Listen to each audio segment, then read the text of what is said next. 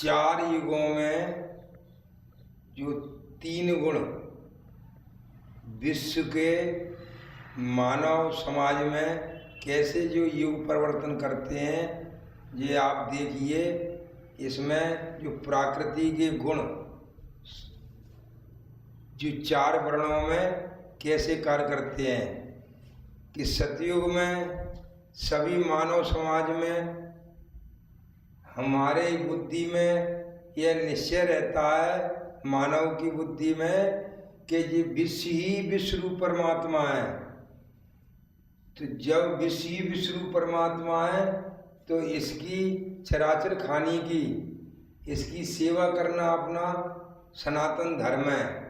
इस सनातन धर्म में अपने अपने वर्ण कर्म से, ईमानदारी से जब मनुष्य इस आत्मा स्वरूप की सेवा करते हैं तो वो सतयुग का दृश्य रहता है। जब आप देखेंगे इधर कोष्टक जो युग कर्म परिवर्तन दर्शन कोष्टक, ये आप जो चार वर्ण देख रहे हैं कि मानव समाज में चार वर्ण रहते हैं, जो चार स्वभाव प्रकृति के गुण हैं।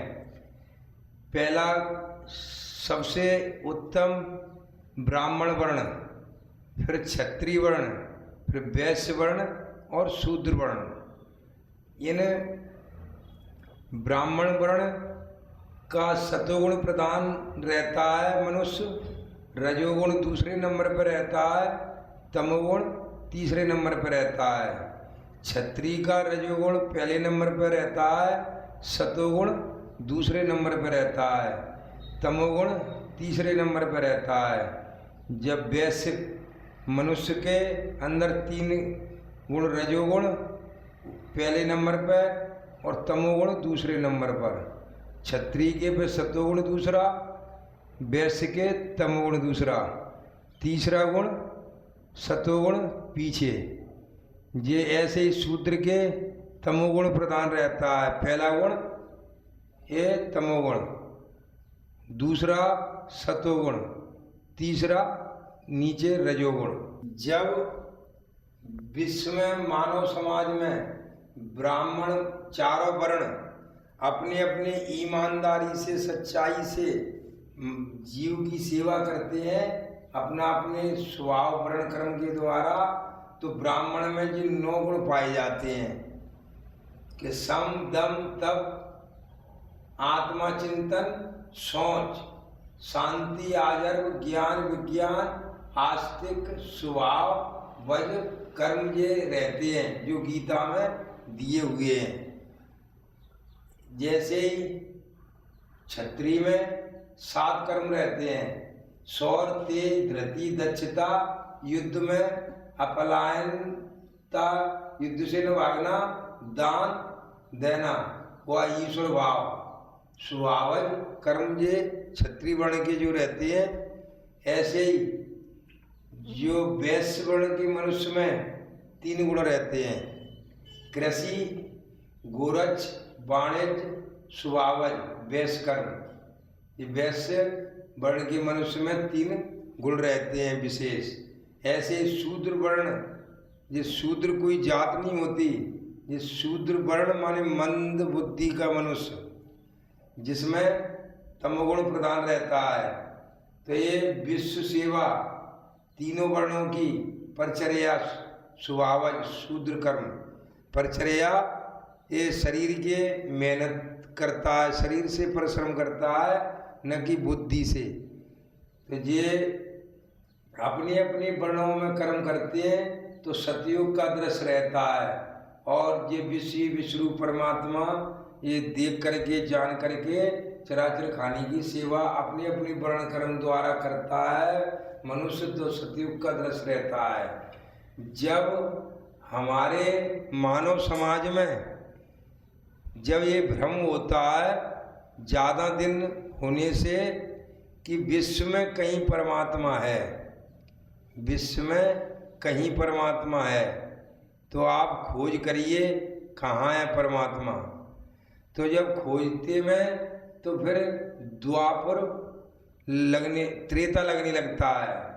त्रेता में गलानी जब आने लगती है, सतयुग में गलानी आई मानव समाज के सनातन धर्म में, ये विश्व ही विश्वरूप परमात्मा पहले सतयुग में है, सभी मानव की बुद्धि में निश्चय रहता था। गलानी आने पर विश्व में विश्वरूप परमात्मा कहीं है, विश्व में परमात्मा कहीं है।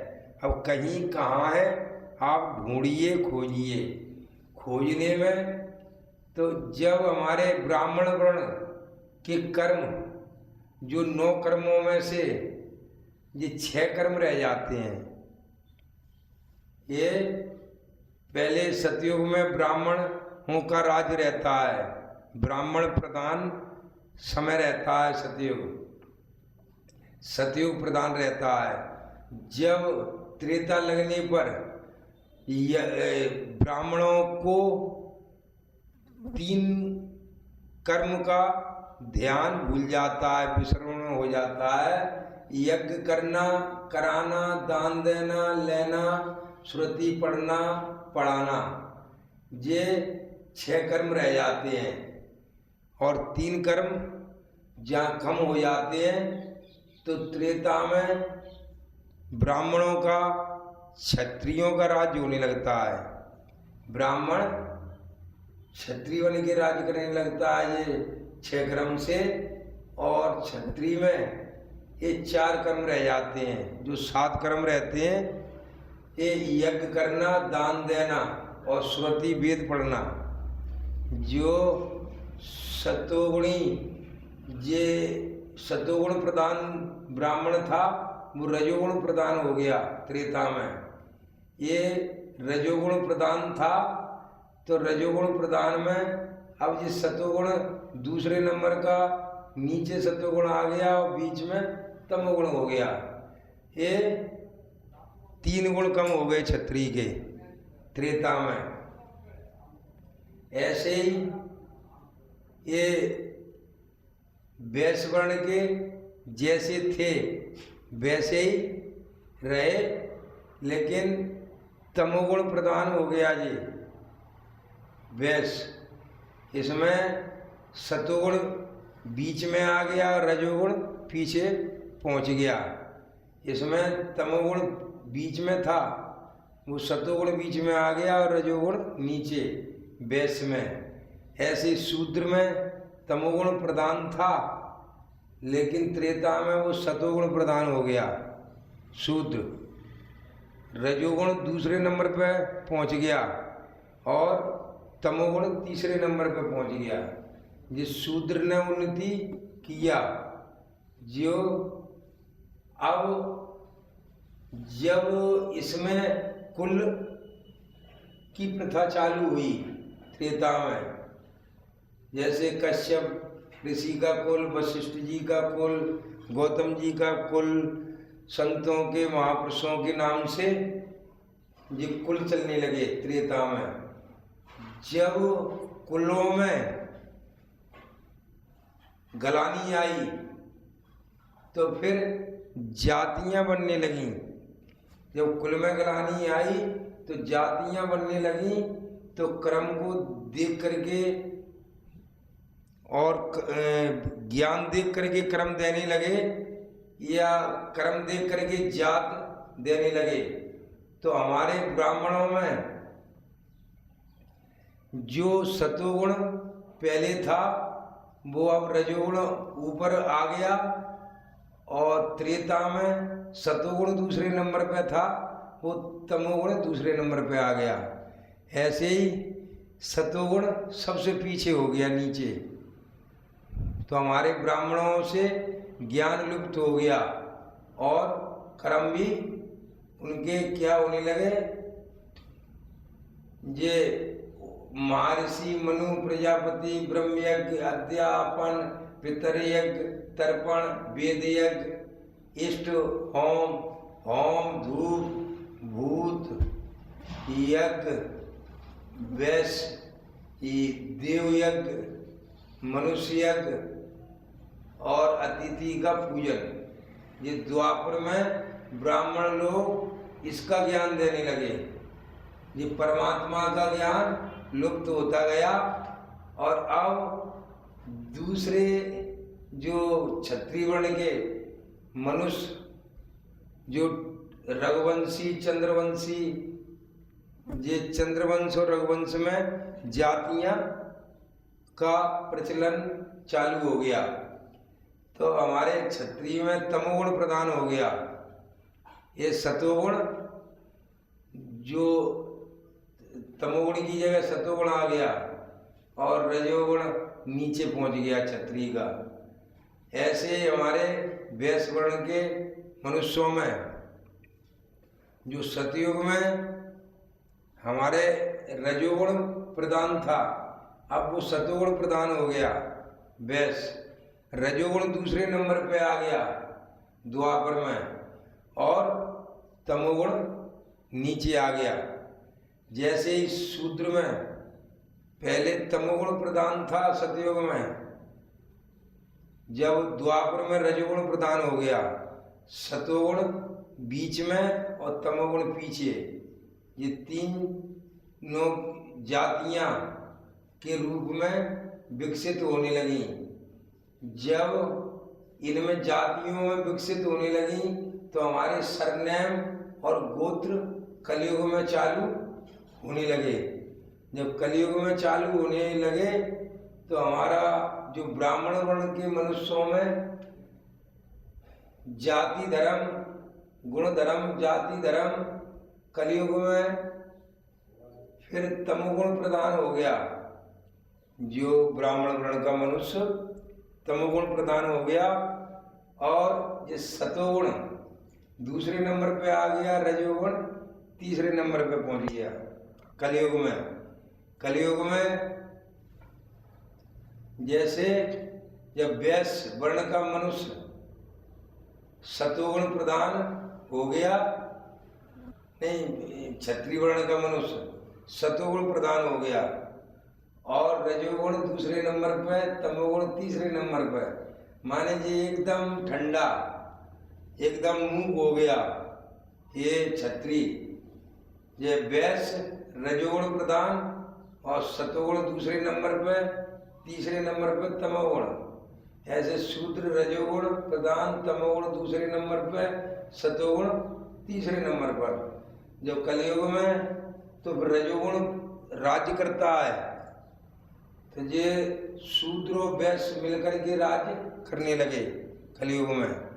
ऐसे जब ये जाति प्रथा खत्म होगा और हमारी वर्ण व्यवस्था फिर चालू होगा, तो जब वर्ण व्यवस्था में जो 20 गुण हैं, 20 सूत्री कार्यक्रम से जो राज्य चलाया जाएगा, राज्य में नियम 4 वर्णों के द्वारा जो लागू होंगे, 4 वर्णों के गुण देख करके राज्य में जो नौकरी धंधा अपना कर्म दिया जाएगा, उसी को ईमानदारी से करने के बाद पूरे विश्व में सतयुग छा जाएगा और हमारे भारत में ये भारत विश्व गुरु बन जाएगा।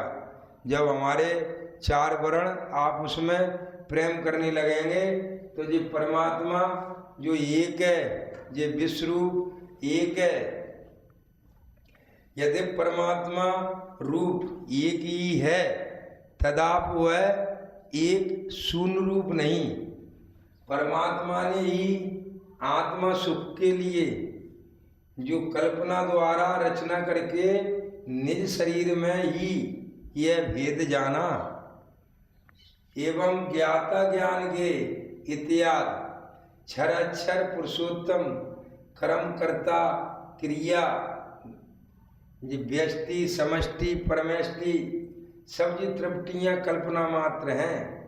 तृप्ति के बिना अनंत की ओर एकत्व की सिद्धि प्रकट भी नहीं कर सकते।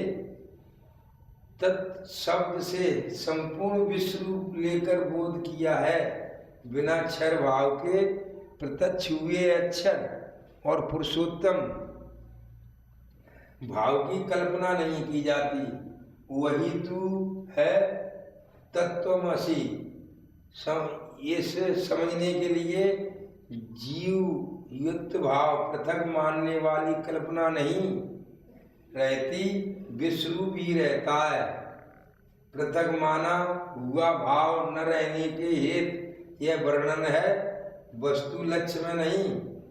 ये वस्तु का लक्ष्य ये सिद्धांत है सर्वांग योग। सर्वांग योग संसार का दिव्य दृष्टि का ज्ञान, विश्व रूप उसमें छुपा जो कोई लेवे जान। सुखी रहो संसार में, काम क्रोध को जीत, आत्मा रूप लगते रहो, सुख रहने की रीत। ये आप देखिए, संसार में सुखी रहना है। इस चक्र को देखते हुए आप जो युग कर्म परिवर्तन होते हैं प्रकृति के 3 गुणों के द्वारा, जो 4 वर्ण बनते हुए 4 युगों में जो घूमते हुए, इसको देखें और समझें। इससे जीवन धन्य होता है, सभी भ्रमों से मुक्ति होती है, आत्मा साक्षात्कार होता है। ये विश्व परमात्मा के प्रत्यक्ष साक्षात्कार दर्शन होते हैं। ये संसार में का शाश्वत वृक्ष का ये प्रश्न उठता है कि पहले बीज था या वृक्ष। तो बीज और वृक्ष 2 पदार्थ नहीं, यह एक ही के 2 पहलू हैं। बीज में ही वृक्ष का स्वरूप रहता है और वृक्ष में ही बीज रहता है। तो आप देखें कि वृक्ष और बीज 2 पदार्थ नहीं, सब प्रकार के उद्भवों का पृथ्वी बीज है। सभी प्रकार के जो उद्भव बीज हैं उसका बीज कौन है? पृथ्वी। जैसे ही और तमोगुण प्रदान 3 गुण करता है, और उद्भवों का बीज जो पृथ्वी है, और स्वेदजों का बीज क्या है? स्वेदजों का बीज है जल। दिव्य दृष्टि योग द्वारा विश्व रूप परमात्मा का प्रत्यक्ष यथार्थ दर्शन। श्रीयुत राकेशानंद चैतन्य जी महाराज, उपकेंद्र संचालक। हमारा पता है नवम बुद्ध अवतार नारायण भगवान श्री मायानंद चैतन्य जन्मभूमि केंद्र, भगवान का प्रेम नगर, बड़ा गांव, मोरार, ग्वालियर, मध्य प्रदेश। संपर्क सूत्र 09754261283।